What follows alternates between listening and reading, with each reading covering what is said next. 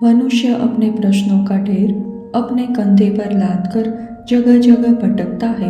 कुछ प्रश्नों के उत्तर उसे मिल जाते हैं, परंतु कुछ प्रश्नों पर उसे अब भी संशय है, क्योंकि इनके उत्तर उसे मिलते तो है, परंतु अज्ञानता का कोहरा अब भी उसकी आंखों पर है। मनुष्य अपनी दिनचर्या में प्रतिदिन बहुत कुछ देखता है और सुनता है, लेकिन उसे समझकर अपने जीवन में ढलने में वे असफल रहता है। ऐसा ही एक प्रश्न बहुत से व्यक्तियों की विडंबना बना हुआ है कि पुनर्जन्म क्या है और हमें पुनर्जन्म की स्मृतियाँ याद क्यों नहीं रहती। गरुड़ पुराण के अनुसार जो कुछ भी इस विषय में बताया गया है, वे सब हम आपको आज के इस वीडियो में दिखाएंगे, तो वीडियो को अंत तक जरूर देखें। पुनर्जन्म से जुड़ा विषय जितना रोचक लगता है, उतना ही ये रहस्यमय है। अगर किसी व्यक्ति से पूछा जाए कि क्या उसे उसका पिछला जन्म याद है, तो अधिकतर व्यक्तियों का उत्तर नहीं ही होगा।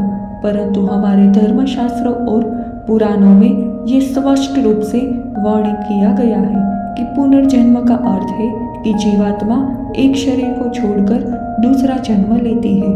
महाभारत युद्ध के दौरान भगवान श्री कृष्ण अर्जुन से कहते हैं कि हे कुंती नंदन, तेरे और मेरे कई जन्म हो चुके हैं, बस अंतर यही है कि मुझे मेरे सारे जन्म याद है, लेकिन तुम्हें नहीं।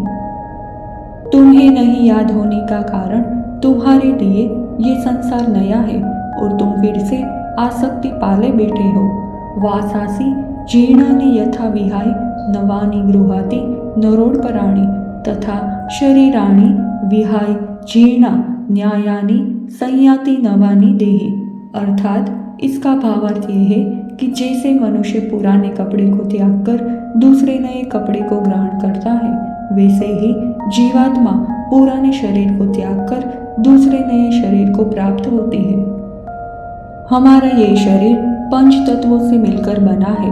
आकाश, वायु, अग्नि, जल और धरती। शरीर जब नष्ट हो जाता है तो उसके भीतर का आकाश में विलीन हो जाता है। वायु भी वायु में समा जाती है, अग्नि में अग्नि और जल में जल समा जाता है। अंत में बच जाती है केवल राख, जो धरती का हिस्सा है। इसके बाद में जो कुछ बचा है वे केवल आत्मा है। आत्मा कभी नहीं मरती। सनातन संस्कृति के अनुसार मनुष्य का मूल स्वरूप आत्मा है। पुनर्जन्म की अवधारणा कर्म पर ही निर्भर करती है, अर्थात जैसे आपके कर्म होंगे वैसा ही आपको जन्म मिलेगा। यही प्रकृति का नियम है। ये जन्म और मृत्यु का चक्र सदैव चलता रहता है और ये तब तक नहीं रुकता जब तक आत्मा परमात्मा में मिल नहीं जाती। जन्म और मृत्यु के बीच में जीवन माना गया है, लेकिन जीवन तो मृत्यु के बाद भी रहता है। जन्म और मृत्यु के बीच जो सबसे बड़ी कड़ी है वे आत्मा है। आत्मा शरीर में है तो संसार है, और अगर आत्मा ने शरीर को छोड़ दिया तो पारलौकिक संसार है। विज्ञान के लिए जन्म और मृत्यु के बीच की कड़ी आत्मा सबसे उलझा हुआ रहस्य है। आत्मा से जब स्थूल शरीर छूट जाता है या इसका स्थूल शरीर जलकर नष्ट हो जाता है, तब भी उसके पास दो चीज बच जाती है, जिसे मन और सूक्ष्म शरीर कहते हैं। शरीर तो भौतिक जगत का हिस्सा है, परंतु मन अभौतिक है। यह मन आत्मा के साथ आकाश रूप में विद्यमान रहता है। इस मन में उसकी बुद्धि, सभी स्मृतियाँ और अनुभव संरक्षित रहते हैं। मृत्यु के बाद आत्मा सूक्ष्म शरीर में रहकर अगला जन्म मिलने की प्रतीक्षा करती है। इस प्रतीक्षा में कुछ आत्मा भूत बनकर भटकती है तो कुछ गहरी निद्रा की अवस्था में रहती है।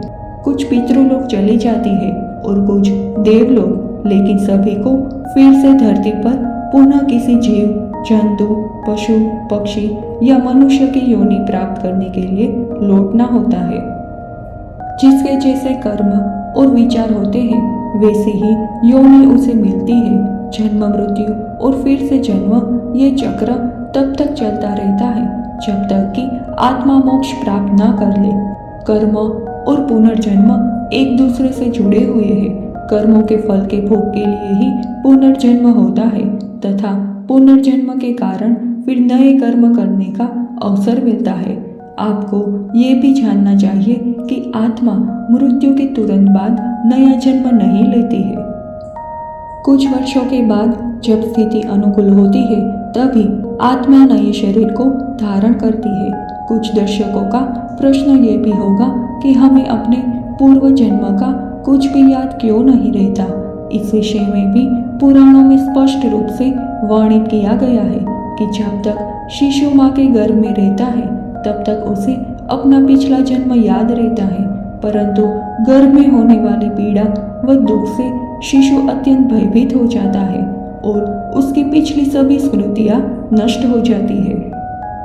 माता के गर्भ से अलग होते समय होने वाली पीड़ा से शिशु पूर्ण रूप से ज्ञान रहित हो जाता है और वे इस सांसारिक मोह में आकर जोर जोर से रोने लगता है। इसके अतिरिक्त जीवात्मा की स्मृतियां नष्ट करने हेतु दाह संस्कार के समय कपाल क्रिया भी की जाती है। इस क्रिया के अंतर्गत मृतक के कपाल यानी सिर पर बांस के डंडे से जोर से मारा जाता है। इससे वे अपनी सभी स्मृतियों को भूलकर मोह को त्याग कर अपनी आगे की यात्रा को सुखमय बनाते हैं।